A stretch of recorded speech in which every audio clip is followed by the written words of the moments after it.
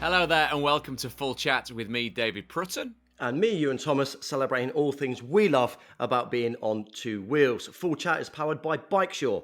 As the UK's largest independent motorcycle insurance broker, bikesure will tailor a quote to your exact needs, saving you money on your annual bike, scooter and moped insurance. Please don't forget to subscribe on YouTube so that you never miss an episode, or press the follow button on Apple or Spotify or wherever you get your podcast from.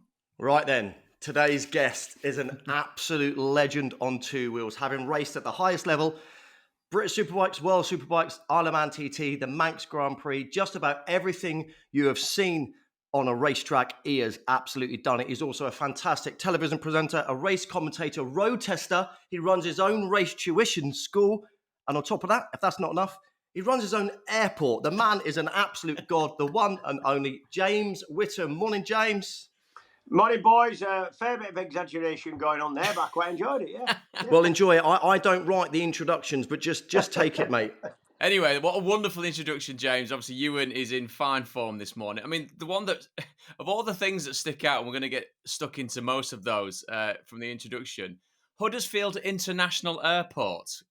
Could you expand on that? How did you get involved in that? Yeah, well, actually, that's the newly renamed, this last couple of years, we've called it Huddersfield International Airport. Because you can call it whatever you want. You can call your house whatever you want, I guess. It is actually traditionally known as Crossland Moor Airfield. It was a little airfield on top of a sort of Pennine moor built by David Brown, if you've heard of them, the tractor people. The guy also owned Aston Martin, which is why Aston Martin's a DB, David Brown, if you didn't know that. Oh, never knew that. That's why they designated D&B, because he bought the company back when his tractor company were doing well. They got into financial... It was their private airfield for their private aeroplane. My dad bought it in the early 70s. I was brought up here, and it's just pretty much a stretch of about half mile of tarmac with a couple of old rusty sheds and some aeroplanes and motorbikes and equipment. Sounds like Leeds Bradford Airport, James, doesn't it? Let's be brutally honest, mate. What started happening, I do a little bit of flying in a really, really sort of amateurish way. But I'm quite keen. I do like me flying. It's a similar thing to motorcycling to me. It's a very, what's the word? Controlling a mechanical thing is a pleasurable thing for me, and I'm sure you'd agree with being into bikes. It's actual control part that gets me in. Flying's the same as bikes. Well, I actually did fly off to Le Touquet just to get a coffee and to go over the channel just for a challenge. So we are now calling it Huddersfield International Airport. We're international because a couple of us have been abroad. And we are still down in the books as Crossland. We are going to alter it. But I like doing that because we get the odd call from Manchester International Airport and Leeds Bradford International Airport, and I like just sometimes you're tracing aircraft that have been through their space and all that kind of thing, and I like saying to them, yes, this is Huddersfield International Airport, and I'd like to know what they're thinking, but it is just a field basically with a bit of tarmac on. Like, mate, we talk about things with engines. Like, I've got to say, we're on Series 3 and we have a lot of sort of celebs, if you want, who come on here and like, oh, I didn't know you rode a bike. Tell us all about it. It's quite interesting. But yeah, we're a similar age. But I have to say, me growing up, I've always associated bikes with you, like literally watching you be a world-class racer and then across, commentating, presenting. Is it in your veins? Is it something that was passed down from generations? Because with me... I want to hear your name. Oh, yeah, the motorbike guy. I mean, you are Mr. Motorbiking. Yeah, I think it came down from my dad, really. I think most people who get into motorcycles is down to an uncle or a mate or more often a dad that's into bikes. And I grew up with it. So from being 6 or 7 onwards, my dad had me watching a TT. We'd go watch late 70s. We went to watch Transatlantic, if you remember that, where the Americans came over. Used to race with the Brits, people like Kenny Roberts and Steve Baker and Sheen and Grant and Ditchburn, all them kind of people. So it was in my blood. Plus the fact I was lucky enough to be brought up from being 4 onwards on the airfield here. So we had a lot of space. So we could get field bikes and mess about with old cars and anything mechanical me and my mates would get stuck into. Because we had room and we also had space so we didn't offend anybody. You know, if you live next door to somebody, driving around your garden on a flipping C90 with no exhaust on is probably going to piss off your neighbours. But we were lucky enough that everybody with a motorcycle in the locale, every kid had come up to my place because they couldn't really do a lot of damage or offend a lot of people. So yeah, it is in my blood. Yeah. Question about heroes. I mean, you've just answered there with reeling off some really iconic names, but I suppose dovetailed in with that, as you're saying, James, to be able to have, because that's the other part about it. We've spoken to many people who may have done a bit of kind of under the radar biking without a license on a big patch of grass or wherever. But the fact that you had that much ability and space there to be able to do that, so that then means, I presume, does the bike then from a very early age just become second nature to you? It almost becomes an extended body part. Once you get on it, you're back at home. You know exactly what you're doing. You know exactly what each and every bit does. Yeah, that's absolutely spot on. I don't know where it comes from having been on bikes that long, but I know I started racing at 16 and went through the sort of classes from 125. I started from 125s, little two strokes, right, with perhaps 30 brake horsepower, not a lot of power, club racing. And then before you know it, you end up and you're racing superbikes at a national level, a world level even, if you're lucky enough. And you spend I spent 20 years on bikes the whole time. And that sort of muscle memory thing where I've had it during winter where we've maybe missed a bit of testing because of weather or whatever, and you haven't been on a motorcycle for, let's say, not a race bike anyway, for a couple of months. And you think, God, this is going to be alien. I'm not going to know what I'm doing here when I get to the first meeting or the first test. And you know what? Within half a lap, you know what you're doing. It works. Everything works. Your fingers work properly. You kind of can, and I'm sure that's the same as most other sports. You get that far into it and figure it out that much and think about it that much and do it that much that it just becomes natural. It's second nature, I suppose. It's second nature. But when you were like 14 or whatever, riding 125s, and then you said there quite flippantly, before you know it, you're on superbikes. When did you sort of think? Do you know what I mean? When you're 14, 15, most people say, before you know it, you've got 2 paper rounds. But I'm not saying you're blasé about it, but did you know you had a gift for riding motorbikes then? At what stage did you think, hang on a minute, I could make a living from this. I'm good enough to race with the big boys. When did you know that? I think it's a bit different then. I think the mindset we were brought up with, certainly in the north, was the fact that you had to go and prove yourself. Now, all kids are told by the parents, everybody who knows them, no matter what they do, whether they're dancing or racing bikes or whatever, they're playing football, they're told from the very beginning that they are going to be the best. You know, you can do anything if you want to, if you put enough work into it. And I get all that. And I'm a little bit like that with my kid. She's 22 now and she's doing all right. But I don't know if this is a northern thing or might be just my family thing, but we were brought up to believe that you're going to be useless unless you proved otherwise. You know, so I never had parents that would heap praise on you. It was, go on then, off you go. Let's see what we can do. It was a very much so. At no point did I get into racing thinking I was going to be anything other than a guy going around having fun at a club race, and that's all I wanted. But then you start winning a couple of races and you start thinking, hang on a minute here.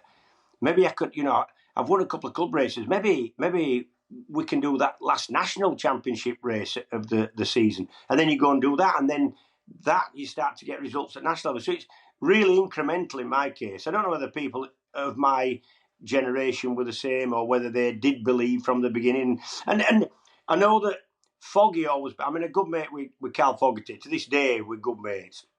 And he's a very different bloke to me. In that he always said he knew that he had talent, he knew he could. And even now, he was, 7 times world champ. Absolutely brilliant rider.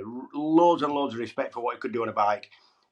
But he would look back on his career as a complete failure because he didn't get to 500 GPs and beat Doohan several times, in a championship. So that's a different mindset. I look back at my career and I think, bloody hell, that was all right. I didn't think I'd ever be able to do that. So I'm sure my way is easier to live with whatever you've done somehow. But maybe, Carl always says that if I'd have been more determined. I was really determined with training. I was as fit as anybody on the track. I was more able and prepared to take a risk than most on track, which is why I fell off a little bit. But Carl said if you'd have believed in your own ability a bit more, you'd have been better. And maybe he's right, but I still look back and I think I thought I overachieved, really, from where I came from. So it's quite easy to live with myself these days. The mentality there, James, is absolutely fascinating because you are absolutely right with that. We work back from, it's almost, and without getting into a broader debate about bringing up kids, it's like the cult of the child, isn't it? Everything revolves around them, and everything is making sure that their life is as comfortable as possible. Which, when it comes to kind of assessing human nature in 1,000 years' time, they might look back and go, "Oh my God, what on earth were you doing?" You need to almost kind of not out the crib, slap them on the arse, and send them on the way. But that to what you're saying there is because that's as much developing hunger and ambition in yourself because you want to prove it to yourself. You want to prove it to your parents. You want to prove it to the people that you come across.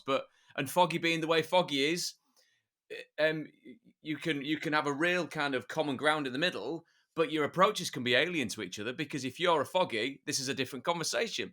If he's James, that's a different conversation. So I think it all makes it up in that particular respect. It's such a fascinating look at the mindset of it because when you were a kid and what you think about aspiring to on an airfield on a windy moor, are you thinking about Donington, Alton Park? Are you thinking about the TT? Are you then going, because another big thing nowadays is if you can't see it, you can't be it. But if you're watching footage of someone at the TT on a television set, I mean, it's like me watching the FA Cup final as a kid. You're going, well, that looks like a Hollywood. It looks like a world away. Doesn't stop you dreaming about being there, though, does it?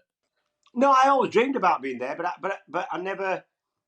I didn't think it'd ever happen a lot, for the most part. And But when not in a it's like, pessimistic sense. I mean, you're not sitting there going, ugh, you know what I mean? It'll never happen to me. You're kind of going, well, that feels like a world away. I'll crack on with what's in front of me. And as you said, which Ewan picked up on, and you said it in such a wonderful way. I did this and I moved on to that. And it was in such a self-effacing way. Next minute I'm riding Superbikes and they're going, sorry, that's how it went for you. And it's fine to be matter of fact about it because that's potentially how it felt a little bit, it sounds like.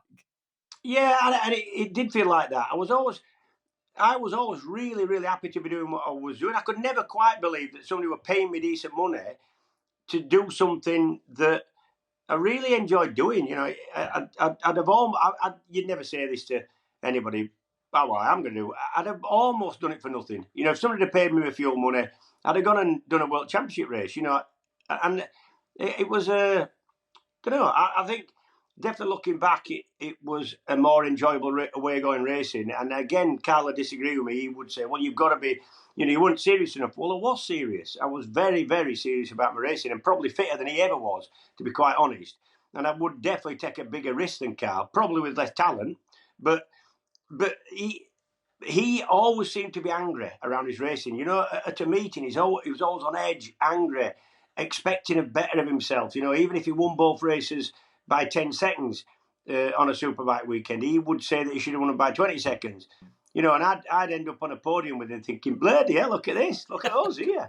Do you know what though, James? I think that's a lovely way to live because you look back at your career with fond memories and almost like pinch me because I actually got paid to do something I love doing. And I tell you now, I know it's a different sport, but you were probably the type of rider who would rattle your opponents because I used to race against on the track people who I thought, perhaps weren't that hungry for it and would do really well and had a really relaxed way about racing. Like you said, you could go to a race weekend and be so stressed out like a Foggy and it's all about this, whereas you can go in quite relaxed, ride, keep relaxed and in some people's minds maybe overachieve and you think, well, hang on, that's pretty good. And I think actually the way you've lived your career, and we'll go on to it, but you're still having a fantastic career within the biking world. So not only were you good, you were likable and people liked you and that's why you still work within motorbikes. But I think actually that's probably a nice way to live, mate. The fact that you can look back and think, yeah, that I did all right, I think that's brilliant.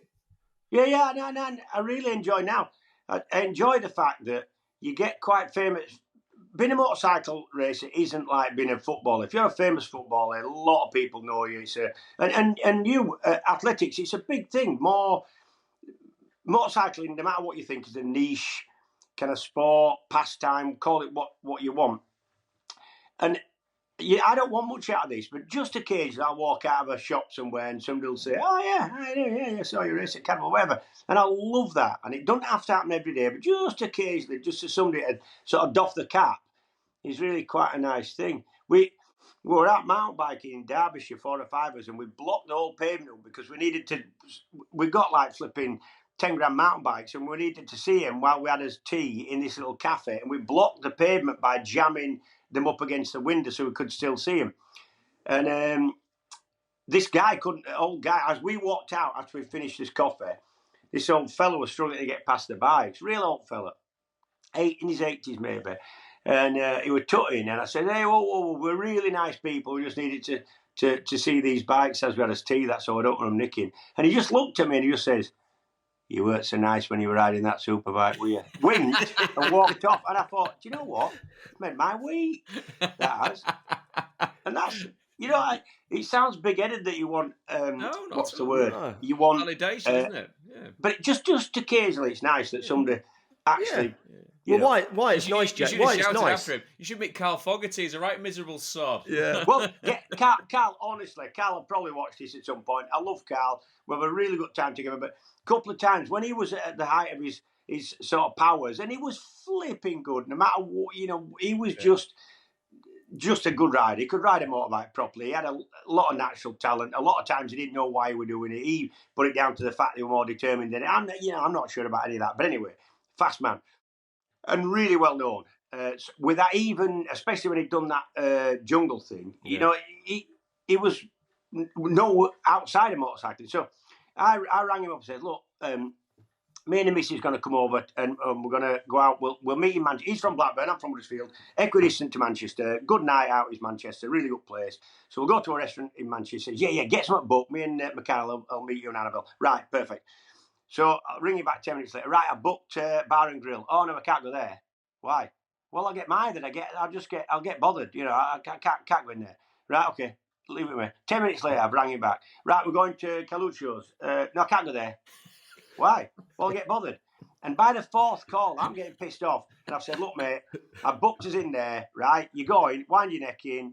It'll be fine. Don't worry about it. And so he grumpily says. So with me. We sat there half an hour, nobody's come up and asked him or said anything to him. And then he's looking round, looking for somebody to come and flipping say hello to him. And I just think, what do you want? You can't have it both ways. Oh, that's brilliant. But going back to that old man outside the cafe who sort of doffed his capture, so to speak, how nice is that? That not only we've talked about you've made a living out of something you love doing, but you've clearly brought pleasure to millions and millions of people who have been going for the Brits and watching you race. And how nice does that make you feel? And how proud are you when you look back at your great career and think, yeah, do you know what? A lot of people were rooting for me. I made a lot of people proud. That must be lovely. I think I was, and the pair of you know all about this. You go about I never tried to do anything just to be popular. I wanted to race my motorbike, but also brought up in a way that you did have a bit of respect for people, and I did want acceptance, I guess, from people. And I loved the idea that people saw, and sometimes this was the case and sometimes it wasn't. I loved the idea that people thought you were putting 110% in and taking a risk and putting yourself out there to fail sometimes, and I quite enjoyed that. I'd get people coming up, and I still do occasionally. I'll get somebody coming up to you and saying, I used to be a marshal at Cadwell Park, picked you up a few times, and I think I quite like that as well. The fact that... James, you can't even... I'm sorry, Prut, so you can't even imagine a life like James. That's a proper sport, not a soft footballer who rolls around and gets paid too much. You'd never get a referee walking up to you 10 years later and go, I've told you to sod off 20 years ago, but because that's probably what I was saying to them. It's the memories that you're talking about, James, are so fascinating. So then it puts us in the direction of asking a question with regards to when that then stops. You talk about your approach to racing, and I think that the humility is there for us all to see, and the self-deprecation, but you were obviously very, very, very good. But that approach of thinking, I'm just happy to be here and feeling that right in here and loving it. When it comes to having to call it a day, we've spoken to many racers over the course of the couple of seasons that we've done, like Hickey and Steve Parrish, James Hillier, Toseland as well, had to retire through injury. When it comes to that very final time when you've got to make a decision, because you enjoyed it in the way that you did that make it easier or harder to come away from actually doing it competitively? I think for me it was easy. I think I'd got people going a bit longer now. People race till in the 40s. I think they tend to stay a bit fitter in the fact they don't hurt themselves as much. There's still big accidents in motorcycling. We know that. These things are, when you're in 200 miles an hour, 6 inches away from somebody else who is doing the same thing and wanting the same thing, then there's an inherent risk, especially at places like the TT Northwest Ulster Grand Prix, road circuits, etc. But even on short circuits, inherent risk, which is one of the good things for me. I love the fact that racing had an element of danger. But actually, I think now they hurt themselves in a... We were always carrying a broken collarbone, broken ankle, soaking a cast off. That's less the case now. They still have the big crashes, but there's less of the little sort of tups and knocks and dings and broken collarbones. So I think people are able to stay fitter and go on longer. Half the British Championship front runners in BSB are over, getting on for 40 or over 40. So that's brilliant. My day, people had finished by the time they were early 30s generally. And at about 35, 36, I'm doing World Super Sport. And competitively, I won rounds every single year. Finished third one year, fourth in the championship the next. So I was in the mix. And it was my living. So that's another thing you've got to think about. You're going to have to do something else to earn a living. But it always had magic to me. I always go, even if I'd been questioning myself over the winter, we'd go testing in January, maybe in Spain or Australia or wherever, Southern Hemisphere generally, or somewhere warm. You can't test in Britain. And I was racing for a foreign team anyway, the last 3 years for an Italian team. And I'd go testing at Almeria, wherever, Eastern Creek in Australia, and you'd see your bike with your name on it, brand new colours, new leathers that turned up, new helmet. And the magic's there still. It's there. You're just looking at your bike in the garage thinking, man, here we go again. And I didn't. I was 36 and we went testing and I had a contract for the 03 season. And magic had gone. I look at my bike at the test in the garage as the mechanics worked on the bike thinking, I don't know whether this is... something's changed here. Wow. And I didn't say anything. I tested, and we tested pretty well. And on the flight on the way home, I just thought, you're done, aren't you? If you're thinking that, and if somebody's gone to that much, somebody's putting hundreds or millions into your effort, flipping Arctic trucks, going out to... It was actually we're at Almeria. That's where the test was. But I came home thinking, you're done.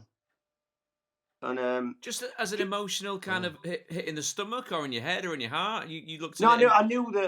I knew that to put as much effort in as I needed to do, that it was going to be not possible if I wasn't completely sort of invested in it at that point of the season, So I knew something had changed. Plus the fact my missus were pregnant. All the most of the previous year, we'd had a kid at the end of 02. Maybe that was a thing, and I don't know. With the kid, so I was going to say, James, with the kid, do you think then you became a little bit more self-aware of perhaps the risks of doing that for a living? In terms of you're living for more than just yourself now, aren't you? Yeah, and everybody knows. Everybody's had a kid. No matter what you do for a living, your life becomes less about you and more about providing and nurturing your kid and protecting your kid. And maybe that was a thing. Or maybe I was just old. I'd had a really big crash in 02 the year before, and I actually didn't hurt myself that bad, but I pinged myself eye-sided coming out. You've ridden Brands Hatch, haven't you? I've been round there, yeah. God, yeah. No. So last corner, clearways, there's some big rollers. They're not bumps. They're like big sort of rollers where the bike... And on a super sport bike then, we'd probably about 130 brake horsepower.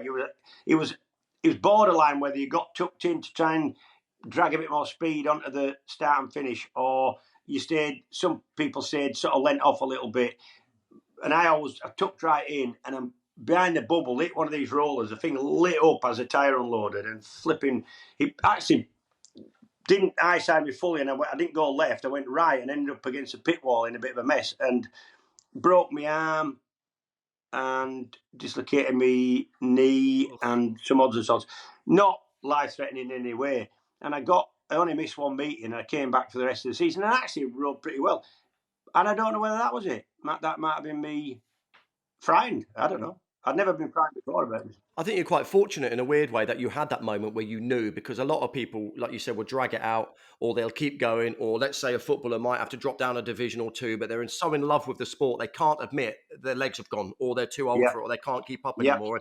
At least you had that kind of line in the sand where you went, it's time to walk away, and I'm happy with that, because a lot of people will retire because they have to, because of a bad injury or whatever, and they feel so much resentment against the sport. But I suppose in a weird way, although you probably could have kept going a few more years, it must be quite a nice place to be in, where you controlled your destiny there. Yeah, no, I fully agree. And something that definitely changed. I still look back and I think I made the right decision at the right time. Didn't want to drag it all out. If you want to go racing for a bit of a thrill, you can go club racing, a bit of classic racing, which you have done. Foggy, looking back now, he hurt himself at the first meeting, wet meeting, beginning of 2000. He'd won the championship 99, and he ran in the back of somebody in the wet. It was a really hideous meeting. I was racing Supersport at the same meeting, and it was torrential, and he hit somebody and went down, dislocated his shoulder in a really big way. That was going to be at his age, which was 30s then, was going to be a career ender, and it was devastating. But actually, looking back now, he said, I'm really happy it happened that way, because I wouldn't have ever known when. I'd have always believed that I could go and win another championship, and maybe I would have got even worse or faded away and not had a, so he's really quite happy that injury, although not affecting his life much afterwards in terms of everyday life, did stop him racing. So you're right. It's something has to give you something has to be the catalyst, isn't it? Yeah. I'll tell you what, let's just do a quick bit of mid-show housekeeping. If you haven't already, please press subscribe on YouTube so that you never miss an episode, or press the follow button on Apple or Spotify or wherever you get your podcasts from. I think dovetailing into that, Ewan, it's something that we're fascinated about, isn't it? The TT, we're obsessed with it. We're obsessed with the thrill, the sheer courage, the bravery of the people that take part in that particular race. We spoke to Steve Parrish, and he's described himself as giving the TT about 80% of his capacity, whereas road racing's more of 100% full throttle type thing. Two parts of that question. Given what you've just said there, it sounds to me like you couldn't do a race at 80%. But also, given what the TT's about, and I'm dying to go, I've never been, do you get the feeling with how dangerous that is, if you're not kind of at your absolute top of the game, if luck's not on your side that particular day, that from a health and safety point of view, because it's not as controlled as a track type situation, you're going to see less and less of that? Will we ever get to a stage like, say, that on the Northwest 200 where they say, sorry, it's just too risky, we can't keep going with it? Well, what you said there, are we going to get a time when they say that this is, who's they? I look at it this way. I did one Manx Grand Prix on a 250 that I borrowed because I was racing 125s at the time. There wasn't a class for that. Then the following 4 TTs, so 86, 87, 88 and 89 TTs. And I had a one podium over there. What frightened me about the TT, I'm glad I did it, really glad to look back on it and say to people that I did do the TT a few times and did all right. But even at the time, I was never an 85 or 90% man. I would set off down that road and go as fast as I could the whole time. I knew I would have an accident. And if you're going to have an accident and you're at Donington, your chances are you're going to walk back, get your spare bike and go out again the next session. And the chances are very much at the TT or any of them road circuits where that would not be the case. It'd be a big problem. So I took a decision not to do the TT after 89. Luckily, my short circuit career was taking off a little bit anyway. Do I have a lot of respect for these people who do it? You're too right, I do. It's not even a physical thing. I think to ride a motorbike around there at a reasonably quick, I think 125 miles an hour now on the bikes they've gotten, but the way the road is over there, a 125 lap isn't that special, right? I know that sounds awful, but it isn't. I think that many riders would have the talent to do that. If you 3/4 of the British Championship paddock, should they choose to put the effort in and immerse themselves in it and do it, they would be able to go that quick or quicker. But the TT is that it's a mental side. It's the fact that if you make one mistake, or if the bike, you have a puncture, brake failure, all these things that can happen, a seizure, oil leak, whatever, then this is going to be not a good situation. And you've got to get your head around that. And I remember queuing up I've sat on a lot of grids, World flipping 500 MotoGP grids, World Superbike, World Supersport, and I'm nervous. But you're nervous. You know how it is. You're walking out into your flipping arena, and the nerves come from the fact that it's the fear of failure. you are there to do a job. You've worked hard to do that job, and if it goes wrong for whatever reason, or you don't perform, then that's where the nerves come. It comes from yourself. But the Isle of Man, you've got all that, but you've also got the little feeling that never really left me. You're queuing up to take your turn to go because they set off. It's not a mass start, so the build-up is, you might be sitting off number 10. You might have 9 riders to go with 10-second intervals before you. So it all builds. And I couldn't help thinking, mate, if you make a mistake in the next hour and a half here, you're pretty much dead. And that is, it's the mental side of the Isle of Man that is the impressive bit, really, for them to sort of keep doing it, that I really respect. And I really respect the idea that they have to be accurate. They've got to be accurate. They can't do a Marc Marquez where they fall off 15 times a meeting and just back it off 1%. They can't do that. Yeah. They're going to get one goat falling off and it's going to be bad. So there's a respect there. Taking that into consideration, the mindset of a road racer and the mindset of a MotoGP rider, you've shared podiums and you had some fantastic teammates. You talk really fondly of Foggy, so that might be your answer. But if you could, who's the most talented racer you went up against? Who do you think is the one person you went, yeah, that guy could make a machine work? Loads of people, and I would hit. I mean, I did a couple of Grand Prix on 500s back in the day when Mick Doohan was still at the top of his game. Been on the same track as Schwantz and Gardner and Rainey and all them people. And I would love to say I went racing with Wayne Rainey and Mick Doohan and Kevin Schwantz, but actually I was on the same track at the same time, and that is all I'd say. So I can't say I ever raced them, and I never got near enough to them to understand how good they were or not. Probably the most talented man that you've never heard of, you might have heard of him, i.e., I was on track with him, and some of the stuff he did, I could not even. Normally, somebody comes past you, you can tag onto them, you can take a risk, stick your neck out a bit, but at least you can see how they're doing what they're doing, right? But there was a guy called Anthony Gobert, right? He was Aussie, came from Norway, motocross background. He was an absolute flip lid. He was heavy drinking, heavy smoking, party animal, so much natural talent. Even he didn't know where it came from. And he came past me in the wet, and I was lying third in a World Superbike race. And he came past me on a worse bike than me. He's on a Bimota. My bike was 10 times the bike he was on. He came past me, and if I'd have tried to go with him, I wouldn't even have given myself 2 corners. I'd have been upside down in the trees. That's how clever he was. Pure talent combined with stupidity and didn't really care, or what? Or just pure talent? Bit of everything with him. He was a complete lunatic, but had that much talent. He could just do it, and he didn't know how we were doing it. But he's going into corners, knee on the deck. The front end's gone. It's gone. The thing's ploughing, right? He's ploughing off the track, and he just digs it in until it comes back, and didn't even lose that much, and did it again the next corner. If that had happened to me once in that race, I'd have pulled in just to say, well, no, I can't get away with that again. But not him. He was such a clever rider. Well, that begs the question then, James, with regards to what you're saying there about learning off other people. The fact that you've got the race tuition school and you're helping to teach and coach riders coming through. How does that then work? Because the skill in what those riders are doing, that you're trying to work out what they're doing, potentially they can't explain that. It then strikes me that your next great skill after being able to ride a bike is to be able to tell people how to ride a bike in a certain particular way and see what ability, either it's natural, as Iwan says, and where needs to be worked on, where needs a rider potentially with the kind of future ahead of them, what to pick out to make them better. That's a real skill in itself. Yeah, but I think it's probably a skill that most people that have ridden at a reasonable level would have the sort of capacity and ability to do. You're dead right, actually. It ends up being more about spotting what they're not doing than it does spotting what they are doing or what they're doing wrong and getting them to change. A lot of the most common problem for a lot of riders is they push into a corner, which completely ruins the mid-corner and exit.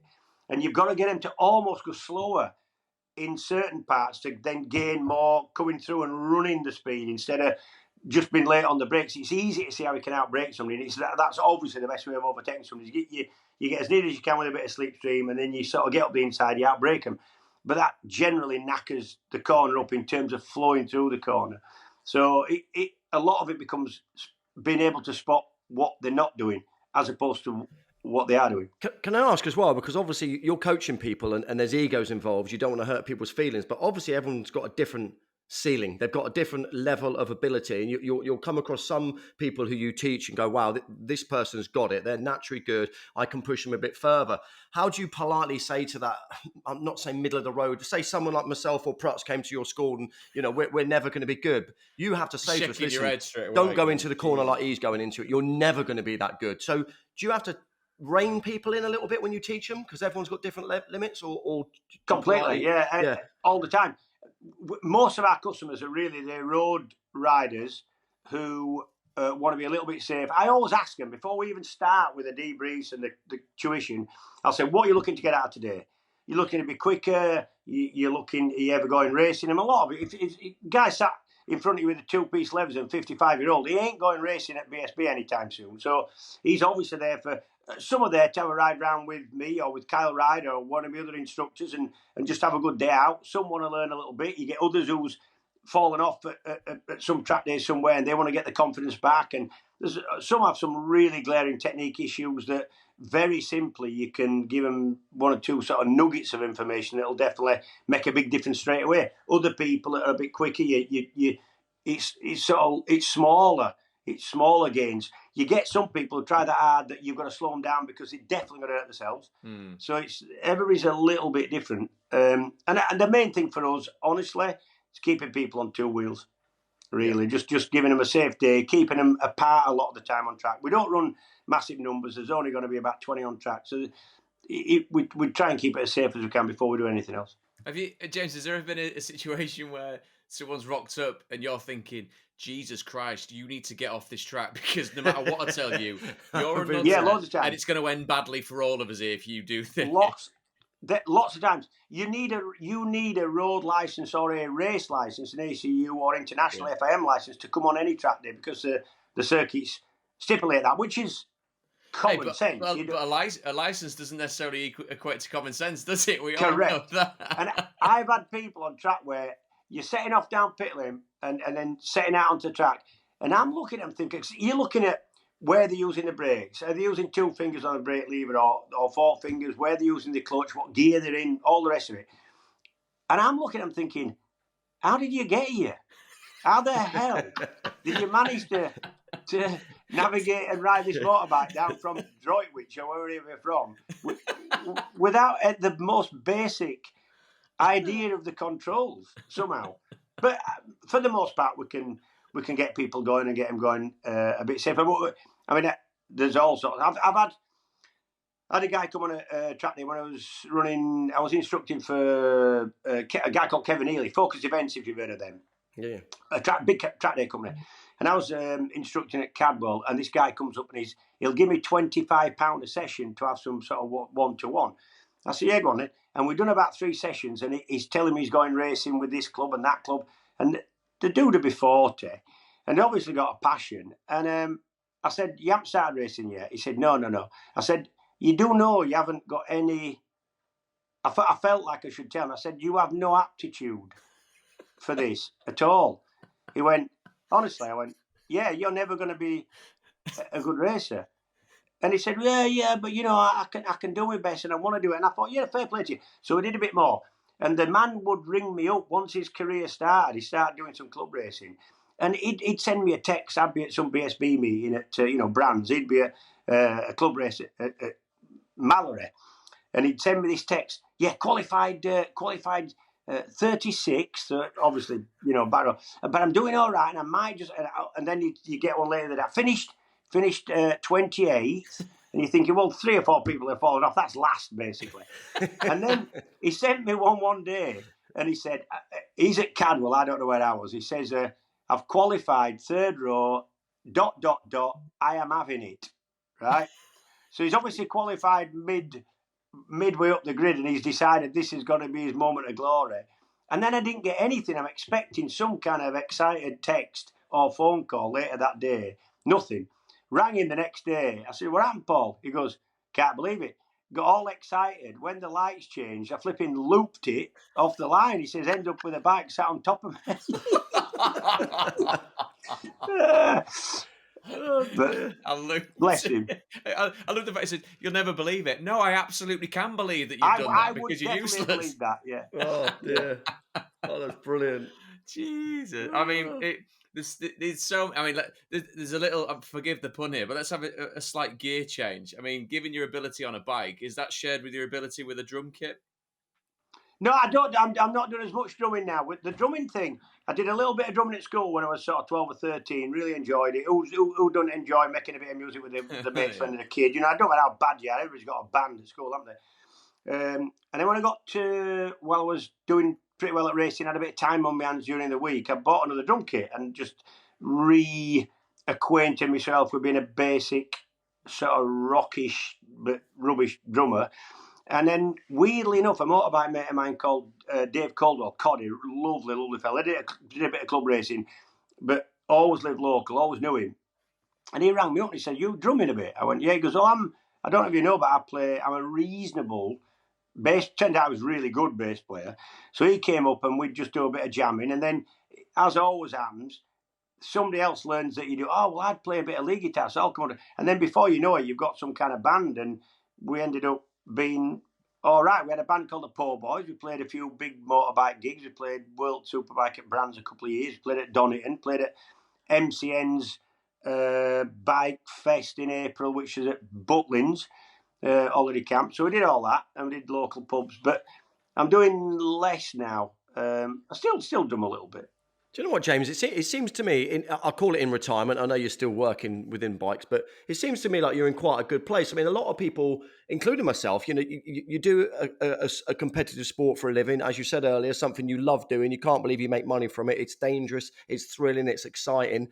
You're making people proud. When that did stop, I know you said earlier you knew the time was right to stop, but did you find it hard to replace that buzz? Is that why you started drumming and stuff like that? Or are you in a content place? Because you sound like you're in a good place. No, I never had any problem replacing that because I didn't want to. I was at a time in my life when I didn't need to replace it. I'd almost had enough. You know, I almost didn't want to. It's a weird motorcycle racing. I really enjoyed being a bike racer, enjoyed the notoriety that came with it. But actually, and I think like all competitive sports, it's not. People see you doing your job on a weekend, you know, for a couple of hours. But actually, if you're within that sort of world, for me, it was always a 24-hour a day, 7-day a week job of the pressure or of the thinking about it, of the trying to improve, of the training, of whatever you've got to do. And I think I was ready for a change. And I've missed being good at something because that was my thing I was good at. I'm pretty average at everything else. And I miss the fact that was my little thing and I don't do it anymore. But I don't actually miss the thrill. It's not like an adrenaline thing. I'm not one of these. I am very unlikely to buy a winged suit and jump off a mountain at any point in the near future because I'm not really a thrill seeker anymore. You know, I think I've used it up.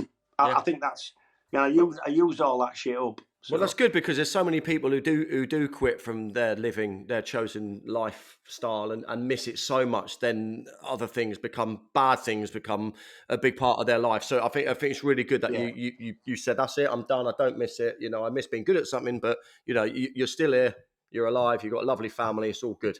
James, you say about the current state of play with that, and we've discussed all manner of things, but on a day-to-day basis, are you still out and about on two wheels? Is it your preferred mode of transport? Do you have a bike or two or three knocking around? Yeah, I've got loads of motorbikes. I've got a shed that way, a big tin shed that's got an aeroplane, a camper, a load of tyres for my track days, loads of motorbikes, lathes, welding. Half of it I don't even know how to use, but I've got all that, and I do like restoring bikes. I have got bikes. I do ride bikes. We do perhaps a couple of. There's a big bunch of us, all ex-racers. A lot of them Scottish, like Neil Mackenzie, like Ian Simpson, all ex-British champion, Brian Morrison. and we'll go off on a couple of runs a year. We've done Normandy, we've been down to Verdun, we've done all sort of battlefield tours, you know. Yeah. We've done what else have we done? Northern Spain in the Picos, that was brilliant. We've done Southern Ireland, which blew me away, fantastic. And of the 4 days we're in Southern Ireland, it only rained for 3 of them. It's fantastic. I love the fact you just said, oh, that way I've got a tin shed with an aeroplane in it, loads of bikes in it. It's just like, I'm sure it's not just a tin shed, but I mean, I don't know anyone ever who said to me, oh yeah, I've got an aeroplane in the garden over there. It's pretty rock and roll. And I love my life. I've got a really, really good little life. I'm in a nice position where I can work at what I quite enjoy doing anyway. I don't want to be as competitive anymore. That's my dog getting involved in the chat. Sorry about that. No, I've got one somewhere. I don't know where he is. He's seen his ass really, because he likes to sit on my knee in the office, and I've shooed him away. So I don't know where he's gone, my little fella. He probably sat in the aeroplane. Yeah, he don't like it. You know what? I've got little Jack Russell. He's 3 or 4 year old now, and he'll travel in the car all right, or the van. But I thought, right, I'll put him in the aeroplane and I'll just taxi up and down. I won't go flying yet. I'll just see if because some dogs love it. You do get people arriving here for a trip out with a dog with them. They do travel pretty well, some dogs. And he just didn't like it. He was not a natural flyer. So we never went flying. He got very nervous. Probably didn't trust me. He'd have been all right with anybody else. Yeah, the dog's just looking across. I don't think you've got a natural aptitude for this, James. I'm getting which, I mean, that's an even bigger threat if you haven't got that with flying a plane. I know bikes are dangerous, but if someone's in a plane with you going, Jesus. It's the same thing. And do you know what you said there? I know bikes are dangerous. That is a perfect thing to say, because if you get into any of these things, not just bikes, there's lots of sports. You've got to go in there knowing what the pitfalls are, and to keep yourself safe, you need to understand that there's an inherent danger. Well, flying's the same. Unless you ride your motorbike properly and you acquire the required sort of skill set, then it is a dangerous thing.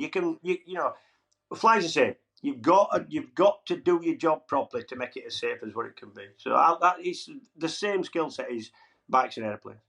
I've never known anybody who can ride a bike properly who didn't take to flying like a duck to water. Ooh, never. I mean, the mind boggles with that, Ewan, doesn't it? Yeah. I'm trying to think, can we ride bikes properly? All it needs mate, is I'm only just mastering riding a bike. I'm never going to try and fly a plane, mate. Forget that. But knowing you and your love for customization, you'd need some big daft thing with a dragon on the side. I'd want it to spit flames, not in a bad way. Exactly. Yeah. Loop the loop and all that type of stuff. You always get asked.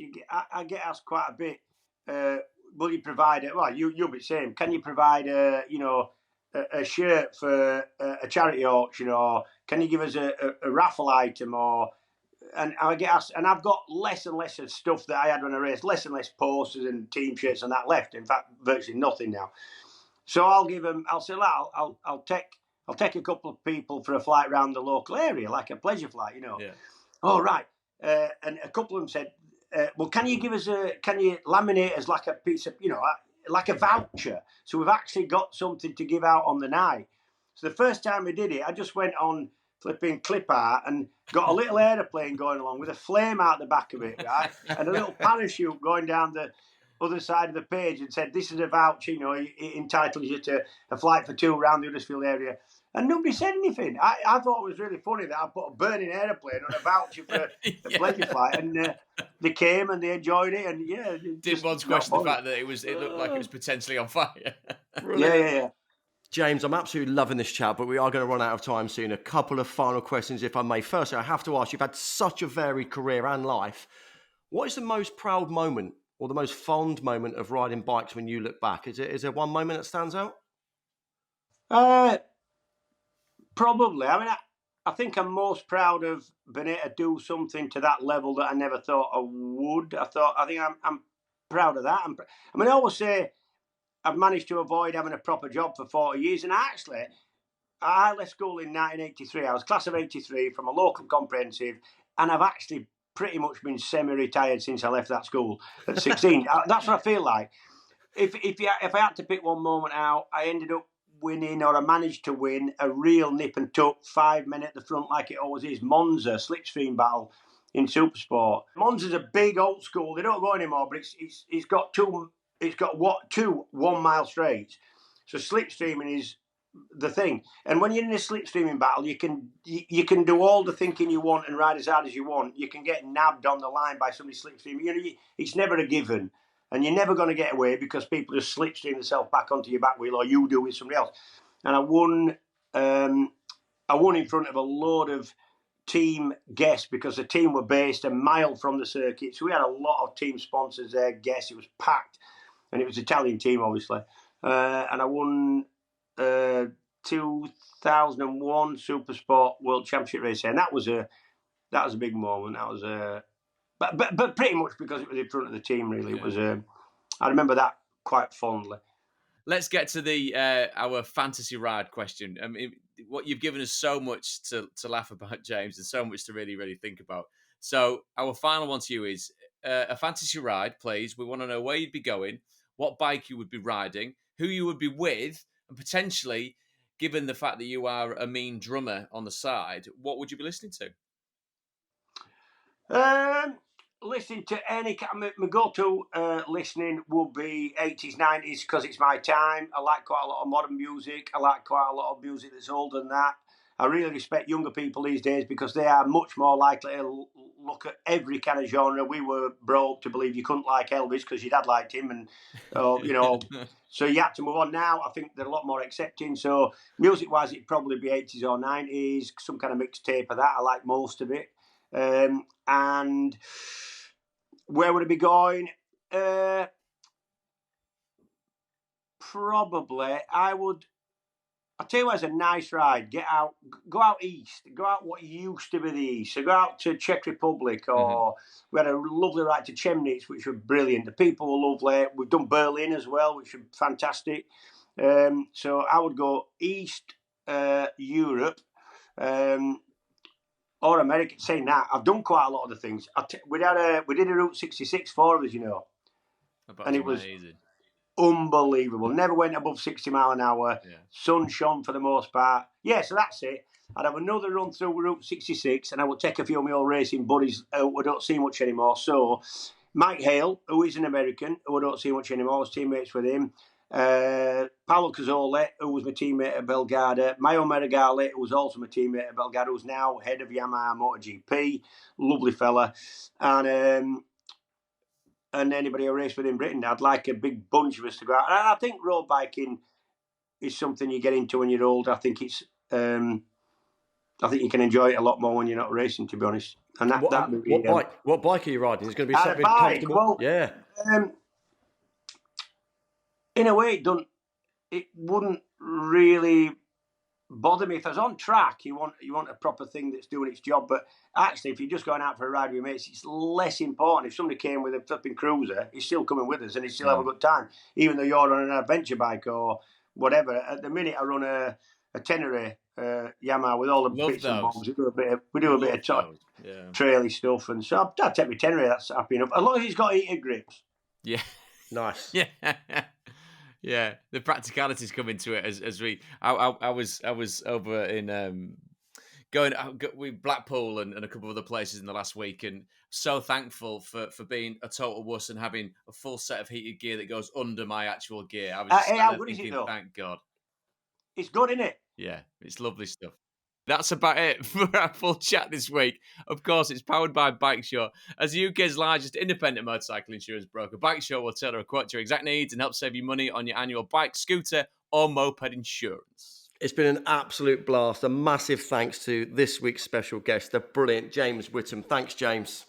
Thanks, boys. James, it's been wonderful, mate. It's been an absolute pleasure. Don't forget to press the subscribe button on YouTube so that you never miss an episode, or press the follow button on Apple or Spotify, or wherever you get your podcast from. Thanks so much for listening. Until next time, goodbye.